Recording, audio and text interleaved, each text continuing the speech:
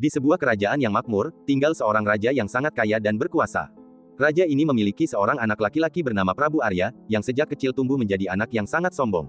Ia selalu merasa lebih unggul dari semua orang di kerajaan, bahkan merendahkan rakyatnya yang hidup sederhana. Prabu Arya sering mengabaikan nasihat ayahnya untuk bersikap bijaksana dan rendah hati. Ia selalu menuntut kemewahan dan kekuasaan, merasa bahwa semuanya harus sesuai dengan kehendaknya.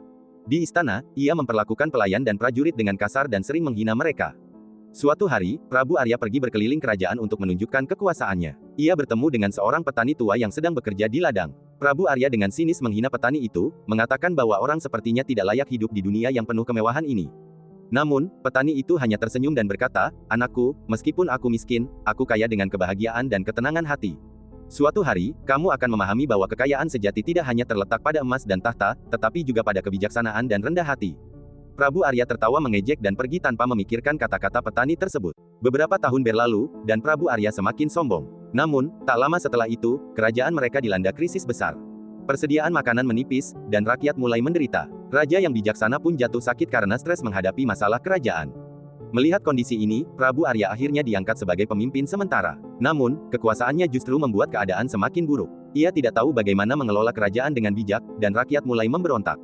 Di tengah kekacauan itu, Prabu Arya mulai teringat pada kata-kata petani tua yang dulu ia hina. Dalam keputusasaan, Prabu Arya kembali mengunjungi petani itu, yang ternyata masih hidup dan sehat. Petani itu dengan sabar mendengarkan keluhan Prabu Arya dan berkata, "Kamu telah belajar banyak, anakku. Terkadang, kekuatan terbesar datang dari kemampuan untuk merendahkan hati dan melayani orang lain, bukan memerintah dengan keangkuhan." Akhirnya, Prabu Arya sadar akan kesalahannya. Ia mulai berubah menjadi pemimpin yang bijaksana dan peduli pada rakyatnya. Kerajaan perlahan pulih, dan Prabu Arya menjadi raja yang dihormati, tidak hanya karena kekuasaannya, tetapi karena kebijaksanaan dan kerendahan hatinya yang baru ditemukan.